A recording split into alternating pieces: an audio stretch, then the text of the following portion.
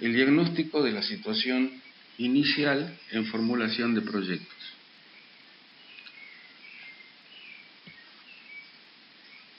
En entregas anteriores se ha hecho hincapié en conceptos tales como el de normalidad o el de problemas adaptativos.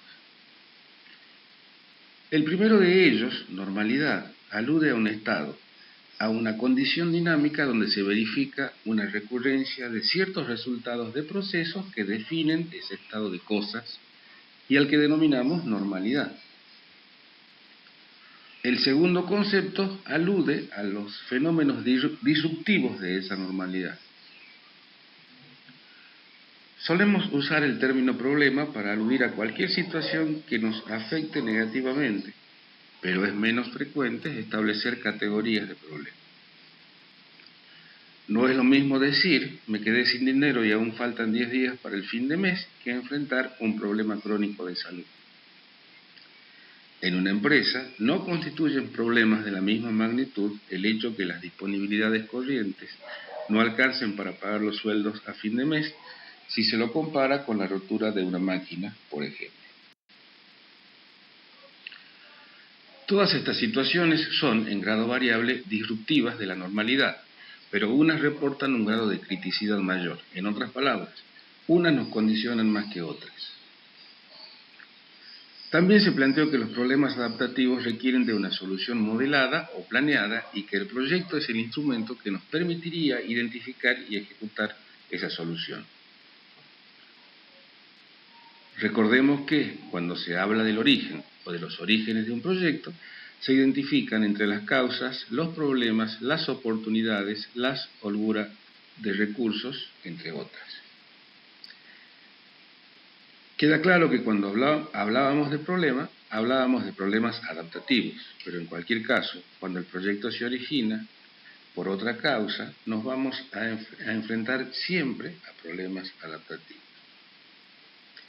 Ejemplo, tratar de capitalizar una oportunidad a través de un proyecto constituye en sí un problema, de modo que los problemas adaptativos no solo concurren espontáneamente, sino que también los creamos. Pero ¿cuál es el problema de los problemas? El problema de los problemas es que son percibidos de alguna manera como tales por parte de los sujetos y, por lo tanto, toda percepción es naturalmente subjetiva. Un claro ejemplo de ello es la política. Puede que todos padezcamos y percibamos ciertas situaciones como problemas, pero la diversidad de opiniones respecto a causas, responsables, etc., es tan grande como diversos son los ciudadanos.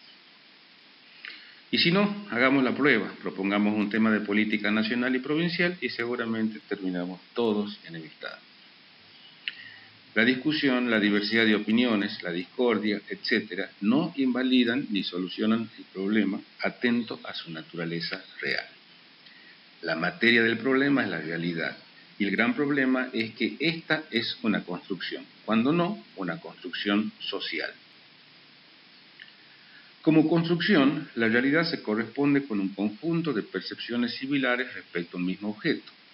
Una silla es un objeto real y no hace falta mucha discusión para entender que ese objeto es una silla. Pero existen objetos que no son tan fáciles de definir, lo que no le quita su naturaleza real. Tal es el caso de los problemas. Es más fácil lograr acuerdos sobre sus consecuencias, pero respecto a sus causas nos encontramos con el sesgo que aporta la subjetividad. Por esta razón, cuando pretende abordarse positivamente la solución de un problema, se debe acotar la subjetividad inherente e incorporarle, mínimamente, visos de objetividad. Si el problema es, por decirlo de algún modo, el disparador de un proyecto, ¿cuál es ese problema? El problema es una situación anómala que se manifiesta en un momento y que afecta el normal desarrollo de un proceso. O bien puede ser, en términos de proyecto, una situación normal que puede ser mejorada. En uno u otro caso, la concepción del problema debe ser positiva, es decir, debe ser susceptible o pasible de solución. No es que la condición de irresoluble invalide la condición o naturaleza de un problema, pero el carácter positivo del mismo alude a que de no cumplirse, su solución no podrá ser abordada por un proyecto. Un ejemplo, ¿puede un proyecto solucionar el problema del hambre en el mundo? Definitivamente no, pues ese problema no se circunscribe a un ámbito ni a una posibilidad concreta. El proyecto sí y solo sí existe si es posible la solución de un problema en un ámbito determinado. Para arribar al proyecto necesitamos entonces caracterizar la situación de partida donde se verifique objetivamente la existencia de un problema, una oportunidad o cualquier otro detonante o disparador de un proyecto. Llamamos a esa situación concreta y circunscripta situación inicial. La herramienta o el instrumento que usaremos para caracterizar la situación inicial es el diagnóstico. Este instrumento nos permitirá hacer una descripción sintética de la realidad, realizar un análisis evaluativo, realizar un examen retrospectivo y realizar un examen prospectivo, o en otras palabras, establecer una prognosis. Antes de continuar, definiremos el concepto de diagnóstico. El diagnóstico es un conjunto de evidencias que explican el o los porqué de la realidad que determinan una situación problema. En esta situación de partida, situación inicial, no nos es posible obtener los resultados deseables o previstos en forma continua. Consistencias básicas del diagnóstico. Descripción sintética de la realidad. El diagnóstico nos permite representar sintéticamente la realidad en sus rasgos o aspectos más relevantes. Nos permite identificar los factores que están forzando una situación y diferenciarlos como factores internos o externos. Una situación particular probablemente se deba a causas múltiples. El diagnóstico nos permite identificar esas causas y categorizarlas. Análisis de carácter evaluativo. Identificadas y categorizadas las causas de un problema, el diagnóstico nos permite su dimensionamiento o ponderación a través del uso de indicadores de estado. A su vez, esos indicadores de estado dan lugar a la identificación de actividades de proyecto, es decir, a aquellos aspectos de la realidad donde se debe actuar y el planteo de objetivos parciales. Examen retrospectivo. Un problema puede deberse a causas históricas o bien a causas contingentes. El diagnóstico profundiza en el origen de las causas, permitiendo diferenciar causas estructurales, históricas, de causas coyunturales, contingentes. Al identificarlas y diferenciarlas, permite el ajuste estratégico de las acciones, es decir, las actividades de proyecto. No requiere el mismo esfuerzo, dedicación, creatividad, etc., enmendar las causas estructurales respecto a las causas contingentes. Examen prospectivo, prognosis. El diagnóstico nos permite establecer tendencias y, por lo tanto, plantearnos escenarios futuros ante la ausencia de intervención. Llamaremos prognosis al planteo de posibles escenarios futuros.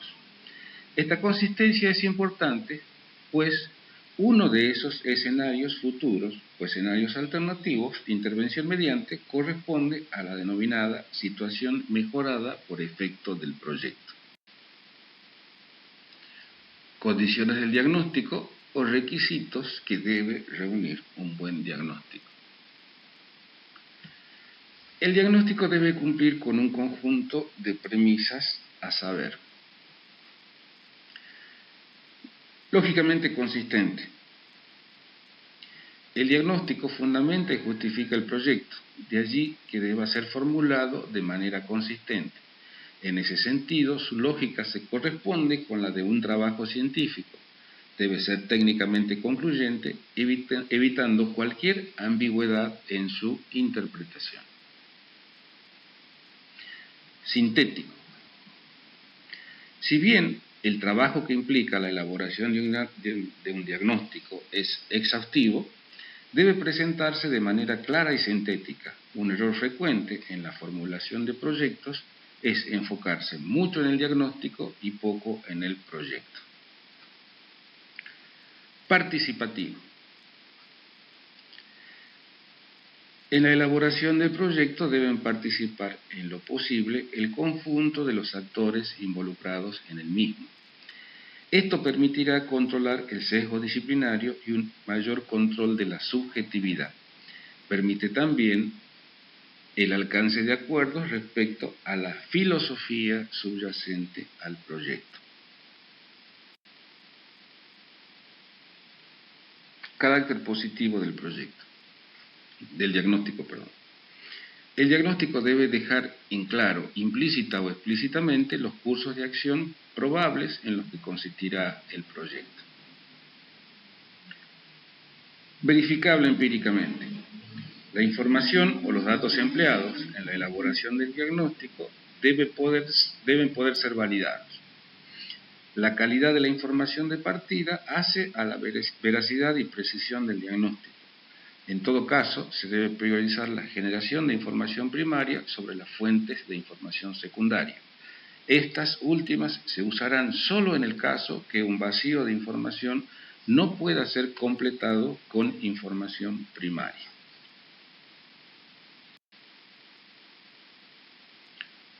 Organización para el diagnóstico. La realización de un diagnóstico requiere de pautas de organización. En este caso no aludimos a una estructura que lleva adelante el diagnóstico, sino más bien a pautas de ordenamiento que facilitarán su elaboración. Las premisas a tener en cuenta son las mismas que deben seguirse para la formulación del proyecto. Desde este punto de vista, han de tenerse en cuenta dos ejes, por llamarlos de algún modo. El primero de ellos es la identificación precisa de los actores sociales y la población beneficiaria. El segundo es el ámbito donde se prevé que el proyecto tenga sus efectos.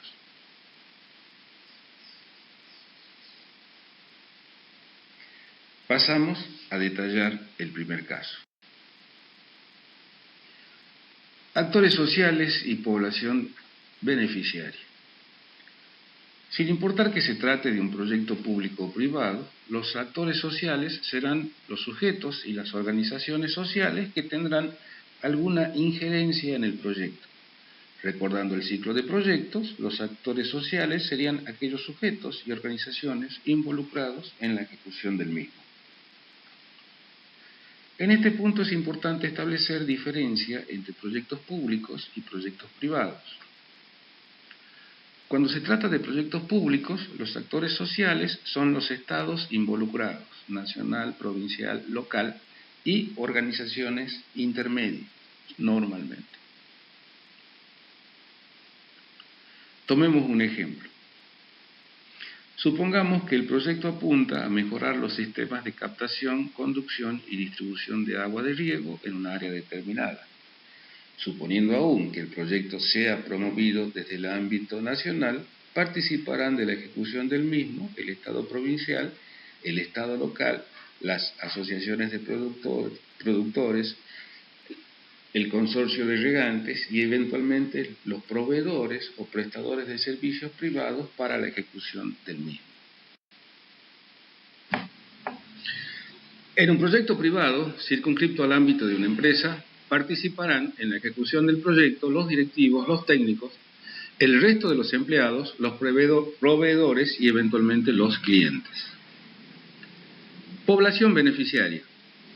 Se denomina población beneficiaria al conjunto de sujetos que se espera sean afectados positivamente por el proyecto. Esta distinción respecto a los actores sociales es típica en los proyectos públicos. En un proyecto privado es más que obvio que la población beneficiaria se circunscribe a la empresa y eventualmente a sus relaciones, proveedores, aliados estratégicos, etc. La población beneficiaria puede ser definida o indefinida. En el primer caso se compone de un conjunto conocido de sujetos. En el ejemplo anterior serían los regantes empadronados en el área donde se ejecutará el proyecto. La población beneficiaria es indefinida cuando el proyecto apunta a un conjunto potencial de beneficiarios sin que sea posible establecer fehacientemente su número.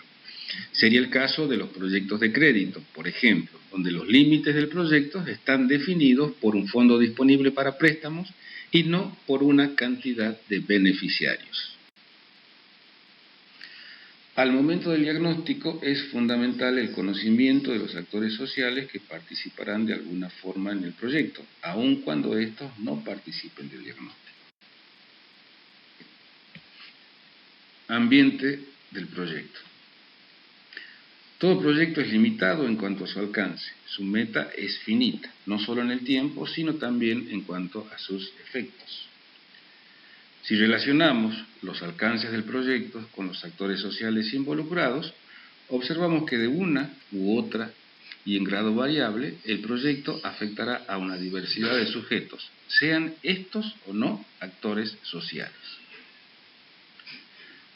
Todo sujeto afectado directa y positivamente por el proyecto se transforma en parte del mismo, ya que de alguna manera se beneficia, es decir, se transforma en un sujeto de proyecto. Aquellos que no son afectados directamente, pero que pueden ser beneficiados o perjudicados, forman parte del contexto del proyecto. Llamaremos efecto del proyecto a los efectos previstos que involucran a los sujetos del proyecto. Llamaremos impactos del proyecto a los efectos emergentes, a veces no previstos, que benefician o perjudican indirectamente a los sujetos en el contexto. Tanto los efectos e impactos de un proyecto pueden ser previstos.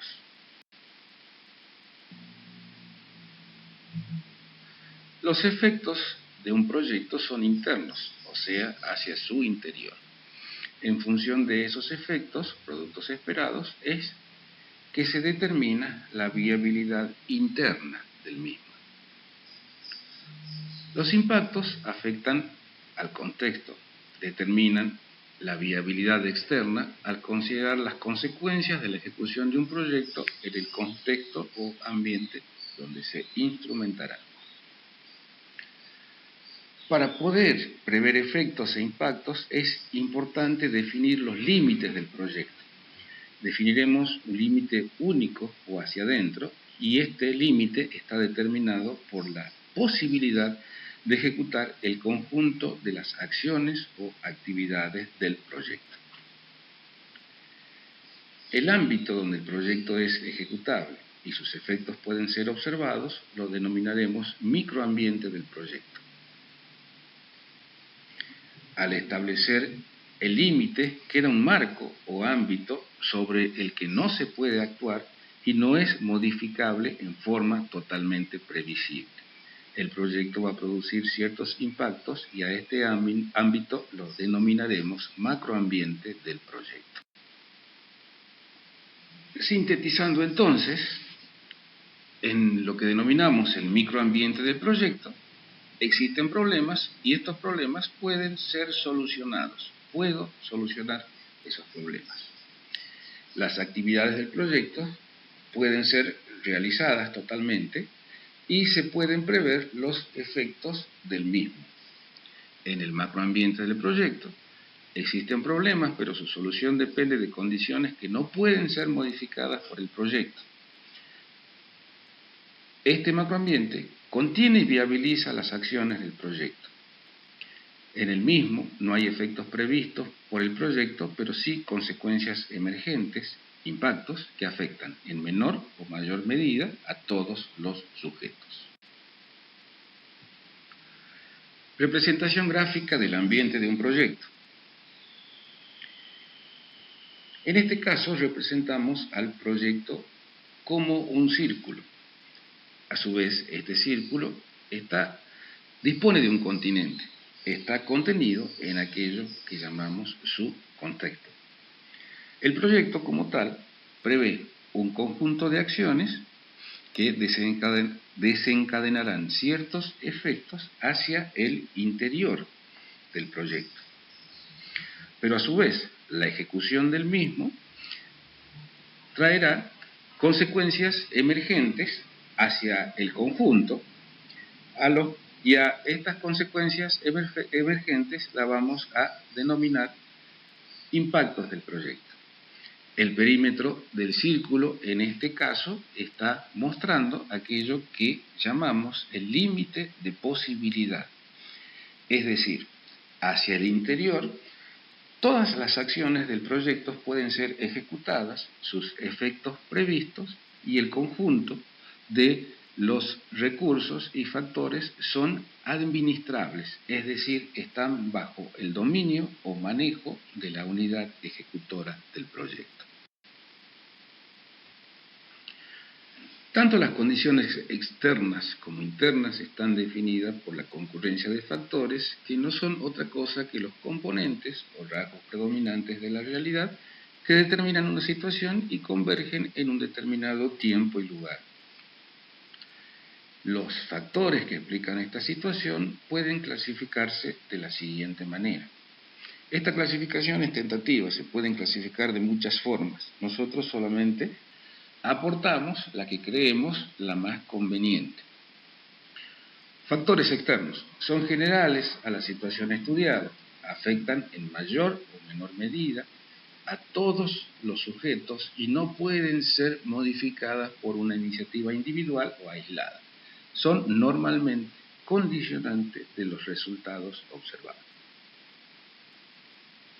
Factores internos son aquellos particulares de una actividad o un emprendimiento. Pueden ser modificados parcial o totalmente por los sujetos y son determinantes de los resultados observados. Los factores, tanto externos como los internos, pueden agruparse en factores ambientales, rasgos predominantes del paisaje natural como el clima, los suelos, el relieve, la disponibilidad de recursos naturales, etc. Factores tecnológicos representan lo que se conoce como el estado del arte o estado de la técnica, es decir, los conocimientos, destrezas, técnicas, informaciones, metodologías, etc., asociadas a un proceso, por ejemplo, proceso productivo. Es por lo general característico en una situación determinada. Hace al saber hacer en una actividad. Factores económicos. Detallan o describen los componentes de racionalidad económica de la situación inicial, las relaciones de ingresos y costos, los tamaños de empresa, los tipos de sujetos económicos, la eficiencia relativa en el uso de los recursos económicos, etc. Factores comerciales, derivados del mercado de bienes y servicios. Factores sociales, referido a los sujetos o a la naturaleza de los sujetos que viven o participan en una determinada situación. Se destacan la estructura poblacional, los aspectos laborales, culturales y organizacionales. Factores político-institucionales. Hacen o definen el marco institucional de la situación dados por normas jurídicas e institucionales que regulan el desenvolvimiento de los sujetos. También inciden las políticas instrumentadas por los estados y las derivadas de las relaciones entre estados en todos sus niveles. Factores coyunturales o aleatorios, referido a las eventualidades o contingencias que pudieran presentarse sobre los factores estructurales, los antes descritos, ambientales, económicos, etc. Estos factores deben describirse para poder establecer cuáles son las condiciones en las que se desarrollará el proyecto. Esta descripción es un paso previo para poder identificar problemas y posibles soluciones. El tema se completa con la lectura del documento, el contexto de los proyectos, documento que va a estar, por supuesto, a su disposición. Hasta la próxima entrega.